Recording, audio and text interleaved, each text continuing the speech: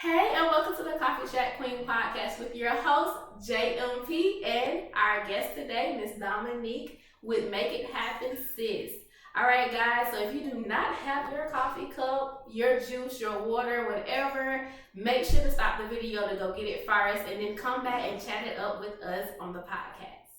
All right, Dominique, welcome. I'm so happy you're here today. Go ahead and share with everybody who Dominique is. Yeah, thanks for having me. I am a veteran, military spouse, mom, and a new business owner. Make It Happen Sis is my baby. I came about the idea of Make It Happen Sis when I was living overseas. My husband was stationed in England, and we had a tight-knit military community there, and this was, 2019, 2020, and we all know, what's going on then. So, COVID hit, and the death of George Floyd and so much other, political and racial things are happening. And I think I walked out of that with like a real genuine need to have a community, but not just any community, but a community of people where I wasn't having to defend myself. I wasn't having to explain my position on things, being who I am as a Black woman. Like, I could just be me. And so I really was yearning for that. And then we got orders to Georgia, and I was terrified. I'm not gonna lie. Like, I'm a West Coast girl. I was born in Colorado, raised in California. So, Georgia to me was like the South, and I was like, oh my God, I'm gonna see Confederate flags, and like I was freaking out. And so I think when I got here, I was pleasantly surprised. Like, there's some of that, but I got out here, and there was just, I was welcomed with open arms by just amazing women. Like, I was intentional about trying to shop and patron like Black-owned businesses and women-owned businesses, and I just started running into all these amazing women, and it's like this community was being formed, but in all these little pockets. So I was meeting like a lot of different people, and they didn't know about each other. They're like, oh yeah, I heard that person, and so I just, got this idea to bring it all together. Like, I wanted all of these people to meet each other. I wanted to just kind of highlight the amazingness of Middle Georgia, and especially, the women of color, the Black women out here. Like, y'all doing y'all thing, right? And so I wanted to highlight that, and I feel like it gave me energy to be around that, and so that's kind of what started Make It Happen Sis. Amazing. Okay. Well, she knocked out our first question, guys. What caused her to get into the industry that she's in? But I do want you to share a little bit more about the inside of it. So I know you said you want in a community where Black women entrepreneurs can be together, but what has that birthed so far out of the members that you do have? Oh yeah, so I think right now, what it is that network of women, and that we're able to kind of tap into each other. There are so many women with so many different skills, and I think that's the one thing I wanted to make sure to highlight is that, a lot of times we're looking outward.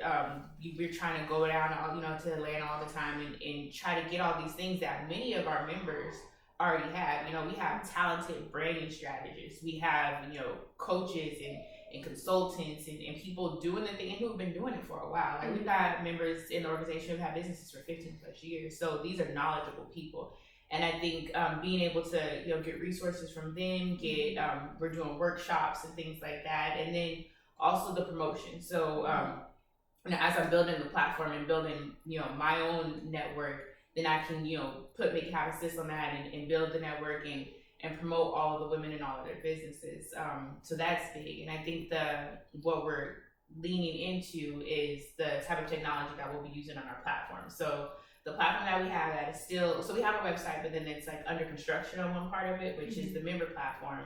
That what it does is like the algorithm matches people with resources, and members with members. Say one member is looking to mentor and someone else needs mentorship. If their industries and their preference matches, we can make connections there. Make connections when it comes to collaborating. If someone, wants to collab on a certain type of project or certain things, just to elevate the businesses and actually use the community and the network that we have. Oh wow! So it's like business matchmaking. Basically, that's what it is. That's what it is. I love it. That is amazing. Okay, so as you started to birth this new vision, this new baby, going on this new journey, What are some of the mistakes you've made and the lessons you learned from it? So I am still very much, I feel like, in the infancy stage. Like, I'm very, like, my business is, technically it's about a year old, but on the outward appearance, people knowing about it, it's only been like 4 months. And so I've made plenty of mistakes already. I think the biggest, when I jumped into it, was, you know, it's great to have passion, it's great to have vision, but you gotta have a plan. And I think in the beginning, my plan was a little too broad and a little too, like, I'm gonna save the world kind of thing. So it was like, I was trying to build something where I didn't really have a target market. It was just like, oh, I want to help my community. Like, that was my goal. And I was like, okay, where does that go? And so, you know, I don't want to say wasted, because I learned a lot during those first few months. But I used a lot of resources, trying to figure it out, what it was I was really doing. And part of that, which I thought it was fun, but very stressful. I did an incubator early on.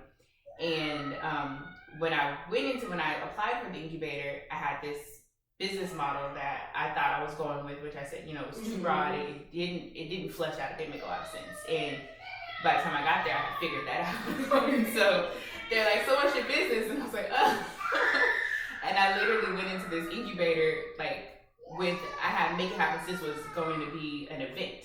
And so I was like, you know what? I've already started branding this event.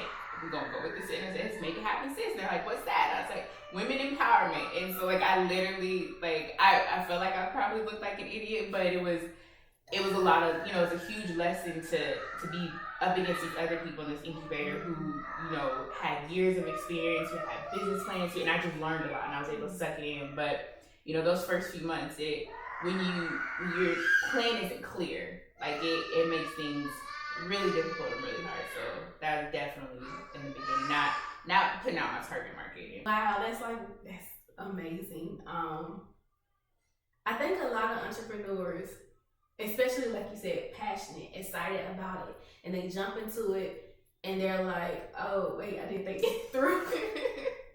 Cause I was like that, because I was like, oh, I just want to serve everybody. Like, I can serve anybody where you are in your business. And people was like, okay, but like, who are your main focus? Entrepreneurs, like, the service that we offer here is like literally fit anybody. And then I had to learn quickly, if you want to live off of this, you got to be a little bit more intentional about the people that you're serving and where they are in their business. So when I started my journey, I wanted to serve everybody. I was like, oh, this is work for everybody. It's admin services, it's social media work. Like, who don't need this, right? But then I realized when I started working with different people in different industries, you have all these different personalities. Everybody do not mix. And it was like, okay, you know, let me back up. I had to, yes, and I had to realize, okay, people who've been established for a little while, people who are certain they have the structure, the organization already put together, those are the ones I want to focus on. So once I narrowed that down, it was a little easier to kind of navigate. And then I was able to bring in and incorporate the new business owners again, because I still had a love for wanting to help them, because it's a lot. It is overwhelming when you're new. You don't know. Only thing you want to do is the thing that you went into business for. To serve. And I think people don't realize, being an entrepreneur, like, yeah, you're gonna work on your business, but until you have funds to have other people help you, you're gonna do a whole lot of stuff that you don't care to do. So it was, yeah, once we got to the point where I was like, okay, these are our targeted people, our main focus, and then that made it easier for us to create a separate package for the new ones. And it's like, okay, when you grow, we gonna grow with you. And I've seen the relief that it gives them to say, okay, I have support, I have help, and I can do this. Yeah. So I love that. Okay, so the next question I have for you is legacy. We talk about legacy, we talk about leaving something behind for our kids. What is the legacy you want to leave behind? I think for me, other than, you know, financial, I think it's really big. I have 2 girls.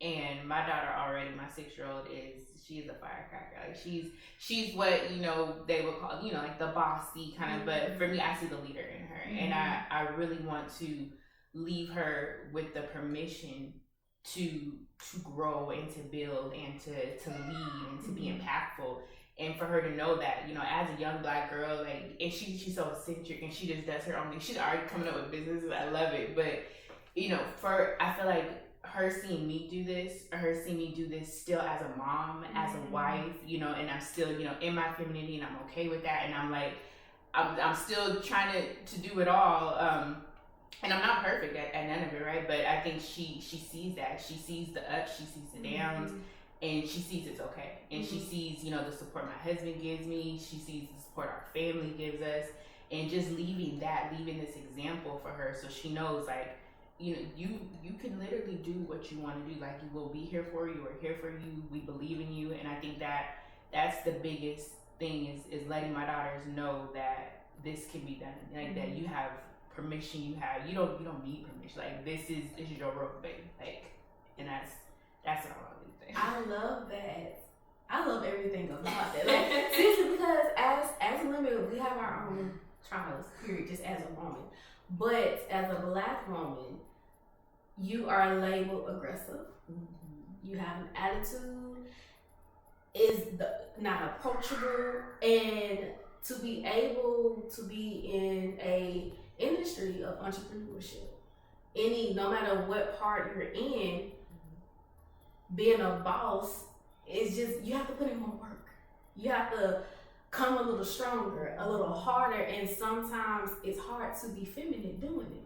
So you're masking the masculinity of it, and you're losing the feminine part. The part that you mentioned about being able to show that to your child is amazing, because we lose that. I had to learn that, because I'm like, okay, I'm going into this, I gotta be a boss status, I gotta do da-da-da-da-da, but I still wanna be, I wanna be feminine. I wanna get my, have my nails done and just relax and chill and not feel like I have to carry the burden all the time. I have to. That too, and I think it's important to know that, doing it, like I said, like I'm still a mom, and there are times when there are certain things that I can't do or be a part of, because say, for instance, there's an event that I was going to be a part of this weekend, and my daughter is the tail end of her t-ball season, and she just started hitting, the coaches, when they're doing coach pitch, and she hit the ball, so I'm like, I'm not going to miss that. And I think there are sacrifices and things you have to make, and that's okay. Like, I feel like there's this mindset, which is okay for some people, that, by any means necessary, like, you go after it, you get the bag, you become the boss, and and it's like, that works for some people. But for me, like, I don't want to die. I don't want to just live to birth this business. Granted, I love this business, but I love my kids, I love my family. And so it's like, sometimes, things might progress a little slower. Things might, take a certain pivot that wasn't expected. But because I wear so many hats, and all of those hats are important, like, that's important to me. It's important for me to still be a part of my kids. And sometimes I do miss things. Like, I missed the first day of kindergarten. I did. It broke my heart. But, it was great, because my husband, he got to experience that. And him being, military and deployed all the time, that was important for their bond. And I think it was important for her to see that daddies do this too. Like, and it doesn't make him not masculine. Like, she know her daddy, the strongest man in the world. But he got that moment with her, and I love that. So that is beautiful. That is beautiful. Okay. So you guys, we have reached the part of the show where it's time for the Chat 10 challenge. And that is 10 questions under 10 minutes. We're going to see if Miss Dominique wins. Okay?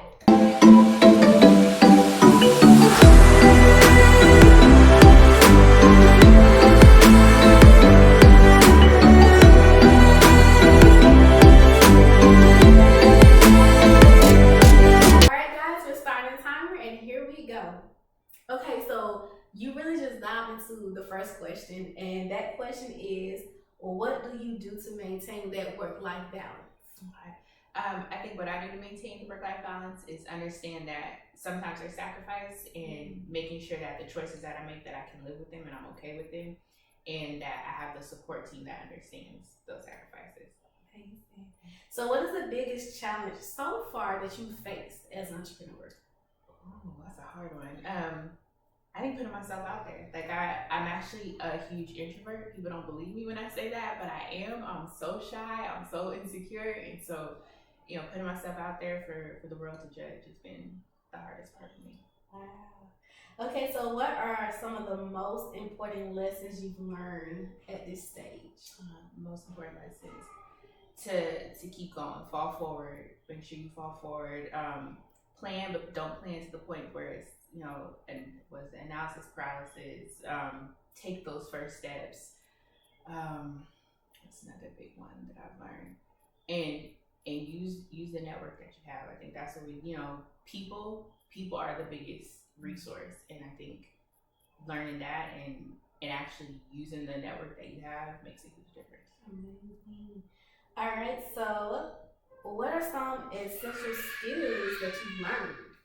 Oh, some essential skills. I'm always, trying to learn stuff, reading books, like I said, doing incubators, doing different courses. So I'm in school right now, but I think some of the biggest skills is the actual effective networking. Like I said, people are a huge resource, and so getting out there, learning how to talk to people, who to talk to, how to follow up with people properly, how to maintain those relationships, how to make it reciprocal, all of that. It's that's been probably the biggest thing I think I've learned. All right, so what is the best advice you've received? The best advice I've received. That's a hard one. I don't want to sound cliche, but I think it would be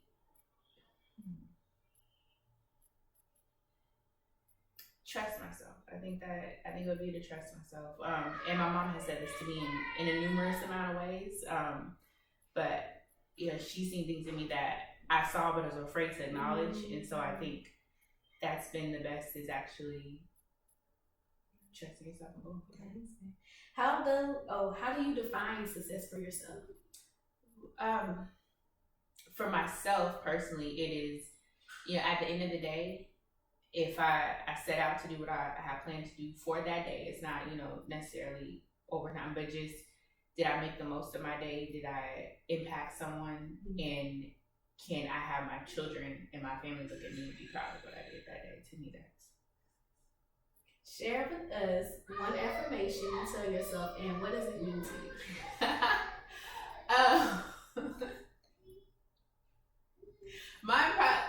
I curse at myself a lot. Okay, so I'll try to clean it up because I'm a very stubborn person. But really, I mean, one thing I usually say a lot is, "You got this." Or I say the name of the business, make it happen. Like, I'm nervous about something, I'm looking in the mirror and I kind of curse myself every time. I say, "No, go make it happen. Go make it happen."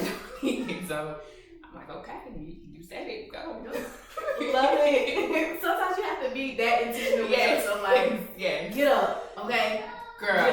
Girl. It's some days I'm like, get out this bed and go shower and go downstairs and deal with life. Like, it happens. Okay, so what does your business look like over the next year? Over the next year, so that platform I was talking about is rolling smoothly, and we're making those connections. Our podcast is up and running, and we're able to highlight and promote our different members, and we have our yearly events that I want to start doing. Those are starting to roll out. So. Amazing.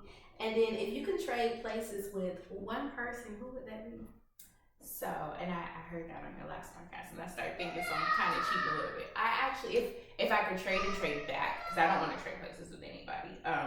So if I could trade for a day, it'd probably be like somebody like Oprah, just somebody really rich, just to see what the other side is like. But honestly, I love my life with all of the craziness of it, but it's mine. So. Amazing. And then the last question I have for you is, who is your right-hand person? Ooh, right now, it's gonna have to be my husband. Like, I love that man's death, and even though he's far away, and we don't always talk every day because he's deployed and stuff, but knowing that he's helping with, working and allowing me, this is my full-time job, and knowing that that's okay, that I'm okay, my kids are okay, that takes a huge stress off of my back. So. Amazing. All right, you guys. She got it in under 10 minutes. Congratulations. All right, so I do want to go back because you was talking about networking and researching in one of your questions. And it's a bonus question, but it's not a part of your 10 minutes question. Okay. You won. But for the ones that are out there, they're like, I want to get out there and network. And you say, you're actually shy outside of everything else. For those who are introverts like you, how do they get out there? Like, what in you made you say, okay, I'm just gonna jump into it and I'm gonna talk to these women. I am going to make these connections and I'm gonna make it happen.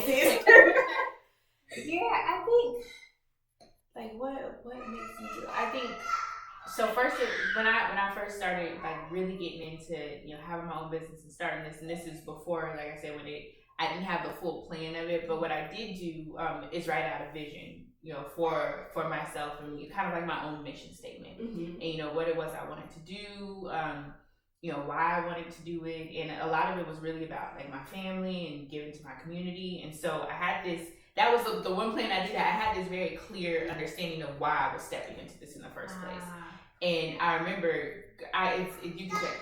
I don't do TikTok, right? Like, if you go to my TikTok now, there'll be 2 videos on there. Literally 2 videos. And that one video is kind of what started it. Because, like I said, I'm introverted. So, yeah, one night I was like, let me put myself out there for real. So, so I just wanted to do something to really put myself out there. And like I said, I am shy, but I thought that TikTok would be a good kind of first step for me because nobody's there when you actually do it, right? So like I just made a quick little video and it literally was just an honest thing, and I was like, 2022 I'm saying goodbye. I think it was to like fear, procrastination, and self-doubt or something like that, and that was like my declaration. I posted it January 1st 2022, and it got a whole bunch of views, right? And so then my aunt was like, oh, are you gonna be an influencer? No. Like, no.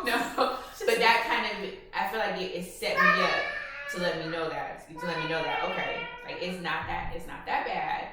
You can do this. Like, people aren't talking bad about you. And then from there, that with the vision that I had wrote down and with the mission plan that I wrote down, like every time I wanted to do something, be it, and to some people, like a networking event is nothing. Like, oh, I'll go chat with people. Like, to me, that is very anxiety provoking. So like, I review that reason why I'm doing this, and if I keep that in the forefront, like I'm going in here to talk to these women to show my daughters that you can do that, you can be strong, and you can be. And so, if I'm trying to leave something for them, I have to live that. And so I think that was like my driving force, and that was my confidence builder to say, okay, I'm telling her not to be shy and scared. I can be shy and scared, and so I want to say it gets a little easier every time, and sometimes, you're like, oh my God, what am I going to say to these people? But just really doing that and keeping that at that center has really helped me be like, okay, like, make it happen.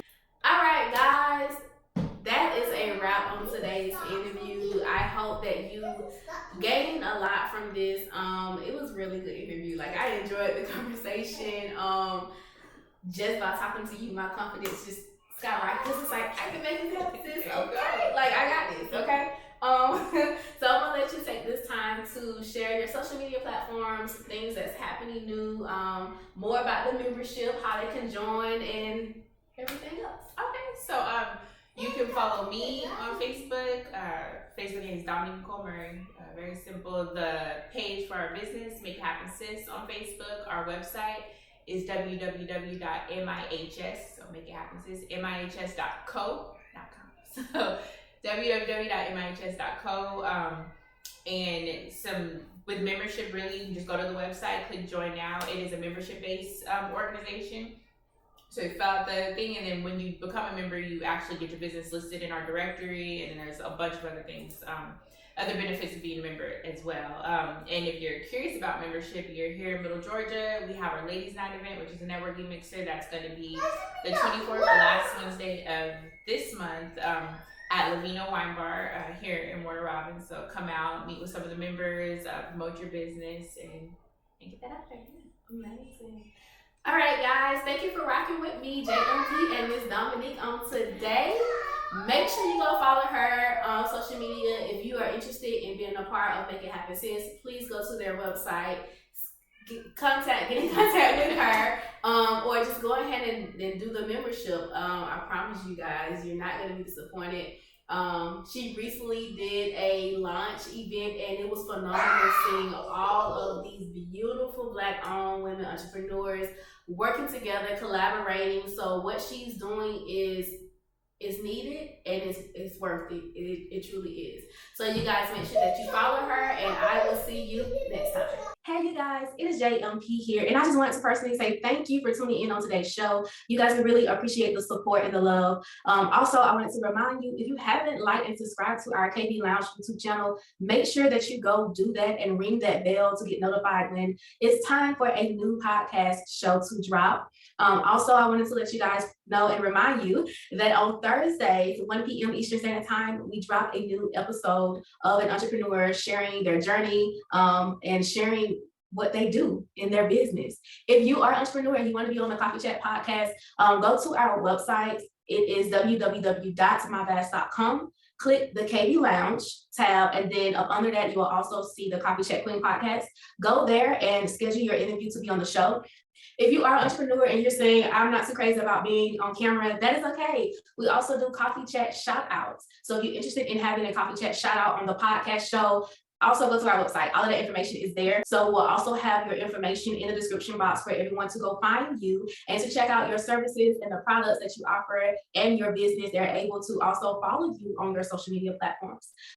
So if you want to continue to see the podcast grow or the KB Lounge continue to grow, we are accepting donations. And if you are loving what we're doing here on the podcast and you're loving what we're doing in the KB Lounge, you can go to our website and go to the Coffee Chat Queen podcast page, and all of our information to donate and support our YouTube channel, support our podcast is all there. So again, you guys, JMP checking out here, and I just wanted to just say thank you. Thank you for the love, thank you for support, and thank you for subscribing to our YouTube channel. I will see you guys next time.